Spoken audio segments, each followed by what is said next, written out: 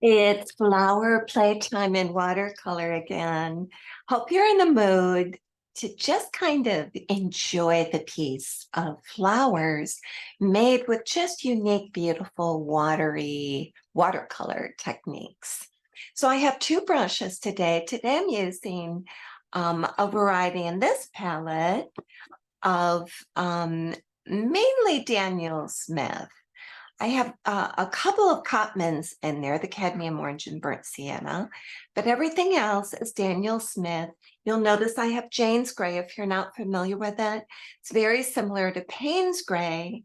The difference is it has more of a neutral tone, whereas Payne's Gray has a bluish undertone. And if you're like me, you avoid blacks. You know, black is the absence of color. It's flat, it doesn't have life to it. And so I don't buy pre-poured or pre-prepared, easy for me to say, paints or two paints that are black. I'm going to mix my blacks with a variety of colors, or I'm just going to go ahead and use Payne's Gray or Moon Glow, which is a purple undertone, or Jane's Gray, which is a neutral. I also enjoy neutral tint, and I enjoy sepia, just a dark brownish black. So as you get into colors, you'll find the ones you like the best. I put this little ceramic palette together because I love painting flowers so much. And I thought it would be really fun. And yes, I poured the wrong one after I wrote it.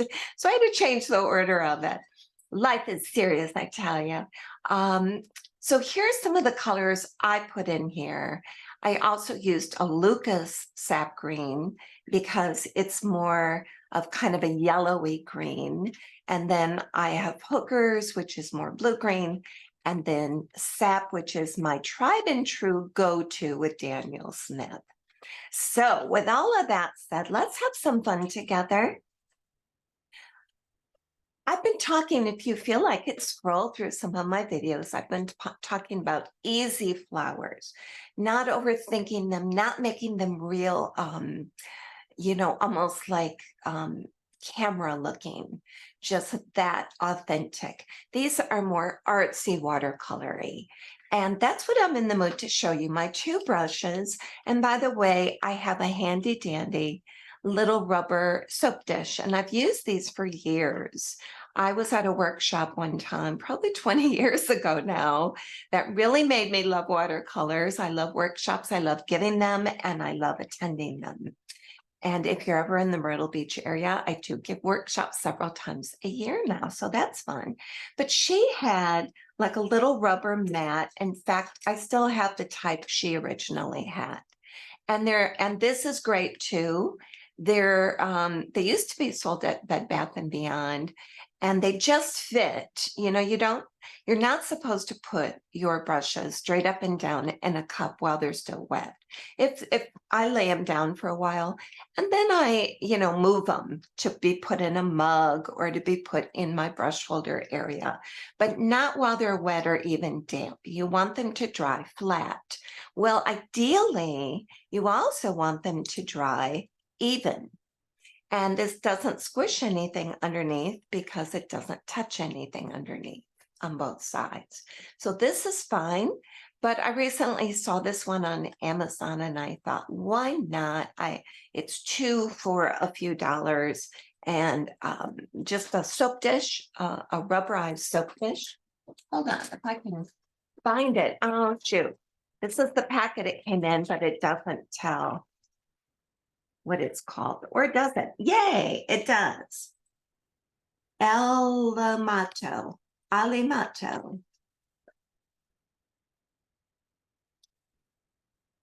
If you can see, that little code is kind of doing something, so I'll back away from that. But it's Alimota soap tray, and called Dry and Easy, and they're rubberized. So I switched my old one out just to be a modern girl, and here's that. We're going to be using two brushes today. I'm using some scratch paper, The two brushes we're using are an 8 round, and if you're brand new, that means it's round the way that it attaches to the handle and the barrel.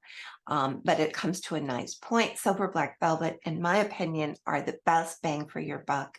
If you take care of them properly, just like I explained, rinse them, sometimes even reshape them if need be, and dry flat or raised flat. You'll be in good shape. The other one I want to do is the Princeton Neptune 1/2 inch triangle cat's tongue. Princeton also has Velvet Touch petal brushes, which are similar to these but longer at the tip. And those are good too, but I really am into the cat's tongue. And I have several in a few sizes. And I just find with flowers, they really are pretty amazing with the cool effects you can get without hardly even trying. So for those of you that don't have a triangle cat's tongue, and I'm sure many don't because they're not one of your basic necessity kind of brushes, are they? Then just a 6 or 8 will do, and I'll demonstrate with this too. So the first thing I want to show you, and I still have red watercolor water. And by the way, if you wonder what in the world this is, I take paper towel and I just roll it over and over, fold it over and over. And I always think it looks very artistic and pretty when I'm done. I might switch it. So this is the clean part. Don't you feel special? I'm doing that for you. But if I'm working with a white gel pen, sometimes it gets globbed up and I'll tap it on here. If I have too much water, too much paint, I'll tap it on here. Same thing with clogging up a micron pen. And I use this, get into the habit, if you don't already, of just tapping off and gaining control of how much water and paint mix are with you, okay? So I'm going to show you a couple of pretty little flowers. This color here, it's not, again, your necessity color, but it sure is pretty. It's called Quin Coral. I really like it. If you haven't already, make sure you make little sample swatches so you know what it looks like. Sometimes they look totally different than what they look like. These happen to look reasonably similar, but that's unusual. What I do, like for Quin Coral, I do a blob that has a lot of the pigment, a lot of the paint, and then I take water from this side and then touch it and pull it out. I do that with each of the paints, so I know what it looks like when it's full on, and I know what it looks like when it's watered down lighter. Since we don't use white per se, for 99.9% of our painting, we don't, with watercolor, use white. Sometimes we use white gel, Dr. Paige Martin's white bleed proof. Sometimes we use white gouache, but most of the time we just leave white space from the paper, and that's our white, unlike other mediums. So anyway, Quin Coral is what I'm going to use. And like I said, I'm first going to show you with this brush. And I dipped into Quin Coral. I don't even know or care how much paint is on right now. I'm tipping it like this. This is going to be the center of my flower. And here's what's interesting with it. Usually you pull away from it like an oval shape. On this one, I'm going to pull down. Okay, I'm going to make a little diamond, and I could do 2 of them if I want to fix it, or I can leave it perfectly imperfect. I'm moving my paper, I'm doing it again. I'm pulling it down as I go to make a diamond. I'm thinking, as I'm doing it, I'm thinking square. I'm taking the brush flat down. Do you see it's bent? Flat down, pulling it that way.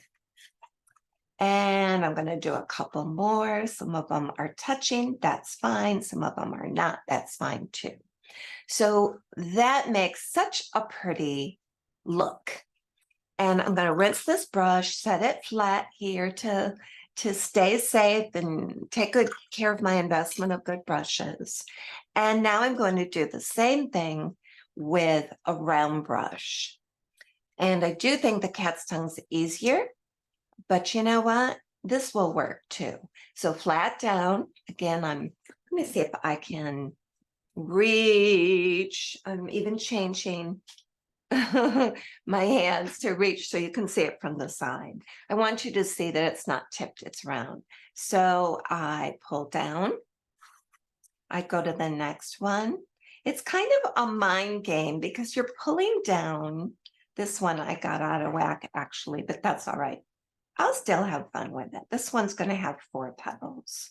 So it's kind of a mind thing because I'm used to making flower petals like this. Point, press down, release. Point, press down, release. Let me get a little more paint. Point, press down, release. So, and I love petals, but I also love leaves this way. And this is an easy way to do it. Another one, if you saw my my little tutorial demonstration on yesterday's dates, I did dots and then I did water triangle under it and then touch the dots and let it pull out. And I love doing flowers that way as well. So you've got several ways to do it. This way is different.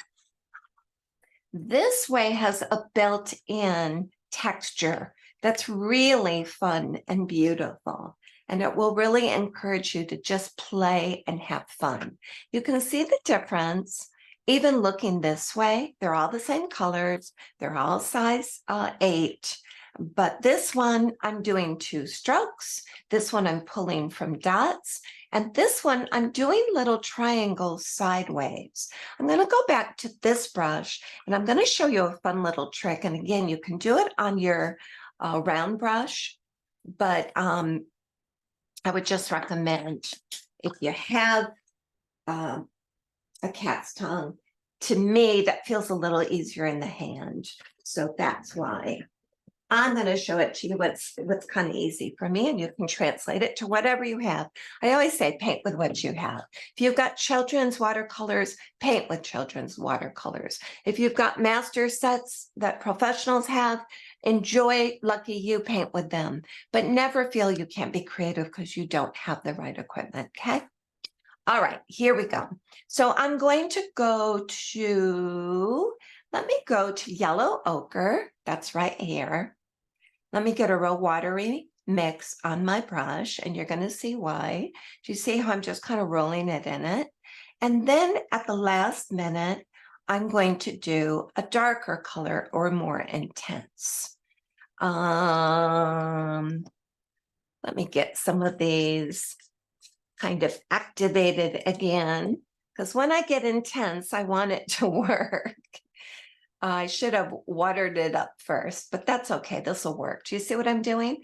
I'm only dipping the tip in. So I rolled it flat in the yellow ochre. Then this was flat. See, the brush is flat, just like you're painting flat. Now I'm tipping it up and I'm dipping it into a darker color. I'm just using a purpley color that happens to be Carbazole Violet. I know. Now I'm going to do the same thing I did here. And here we go. Watch the fun. So tip, pull down, and release. Keep it facing the center.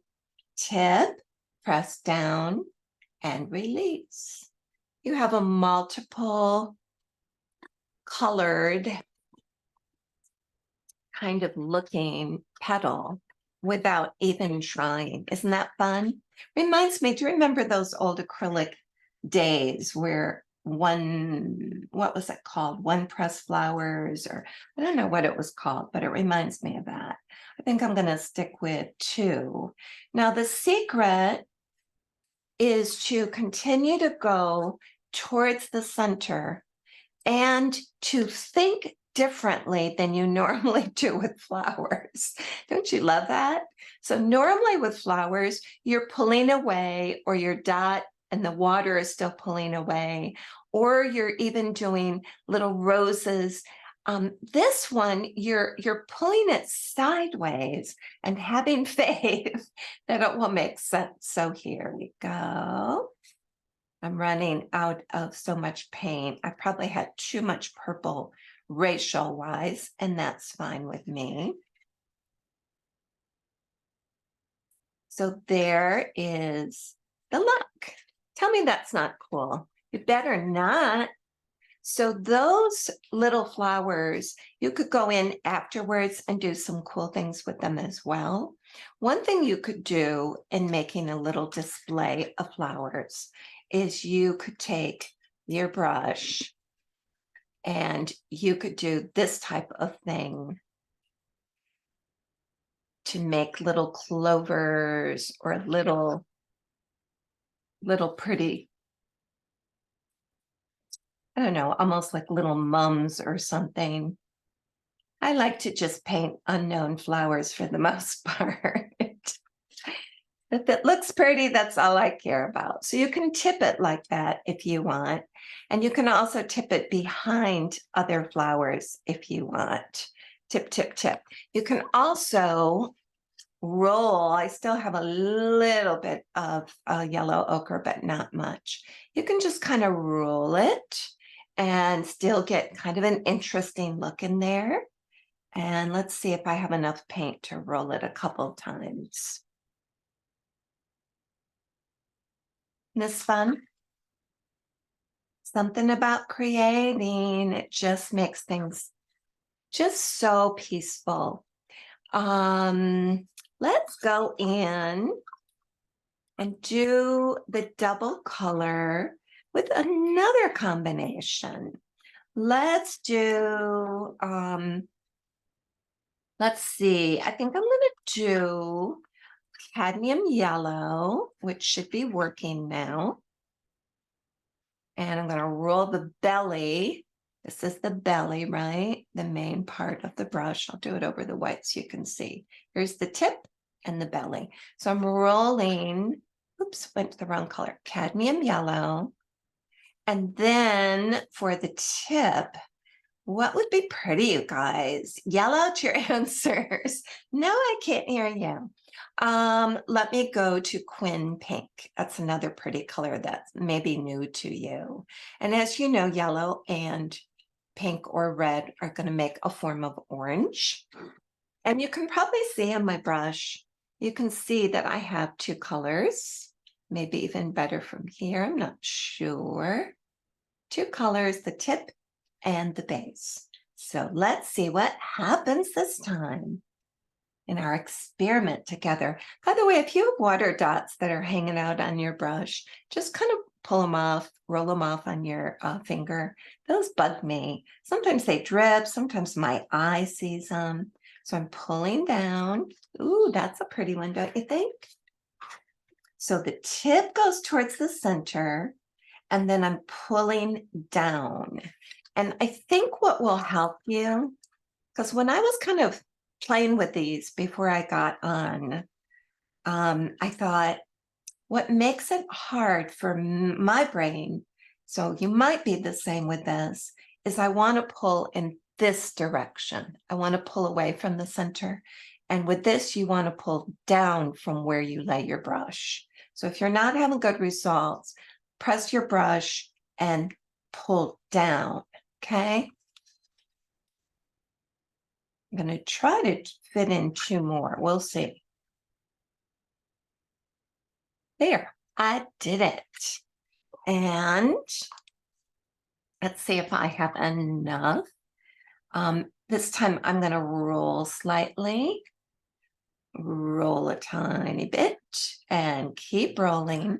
As I do it, these kind of remind me of those little beautiful paper flowers we used to make. So there's that one, and that looks more like a star because I just rolled it. Now I'm going to do the way that I was showing you before. And this way I'm going to face as if the flower is tipped over and the top is facing there. So I'm placing my brush down, pulling down, but I'm kind of leaving the tip still, you don't have to, but I find that's kind of a pretty look, is leave your tip in place and pull out the back. Trying to kind of work around where I have stuff. So there's 3 there. And what I meant by that, I'll put it up here just to add variety. What I meant is instead of, remember protractors, were they? Where you put the pencil down and then move the outside. If you move the outside and leave the tip reasonably in place, it's kind of a cool look, but you can also do the line and move the whole thing down.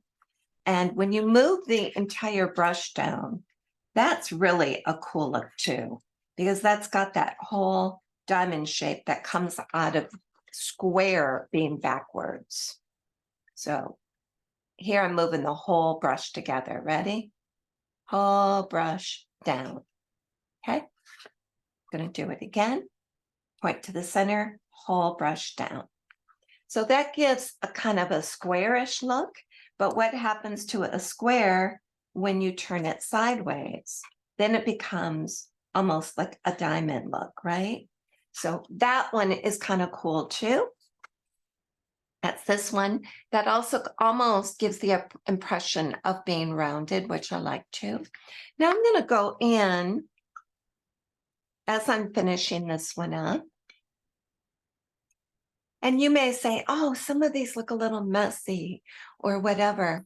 And that's kind of true and it's kind of not true. I want to encourage you to just let loose and let the flowers find the way they want to be. And then when they're done, you can, I'm going to use a little bit of Jane's Gray on the tip of this brush. When they're done, then you can kind of fix them a little bit or find at least how they fit together. And a lot of times that's all you need for them to make just a statement that we are flowers. We are here. I'm tapping with the tip. Notice I'm putting the center in different shapes. I'm putting it more or less oval domes. And some of it's darker, some of it's lighter. It's all good. Some of my flower is still slightly damp. And so I'll bring that color over to the next one. This one, I'm going to kind of face that way. This is the one I told you, it's kind of fun sometimes to have it face in one direction. So I'm pretending this flower, I'll make that dome a little bit more domey. I'm pretending this flower is kind of facing that way. I feel like this one needs a different color to set it off. So I'm going to see when I do other ones, if I can pick up just a little color, and that might help this one.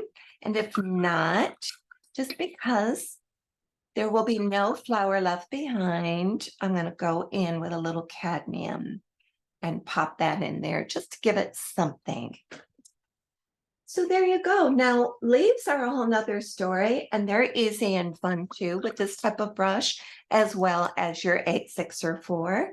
And we can fuss around with leaves another time, but I just wanted you to get a feeling of some more flowers and the way you hold this particular brush and this style of painting, in case you want to play around with that. It's really pretty, don't you think? I know I like it. Take care. God bless your day.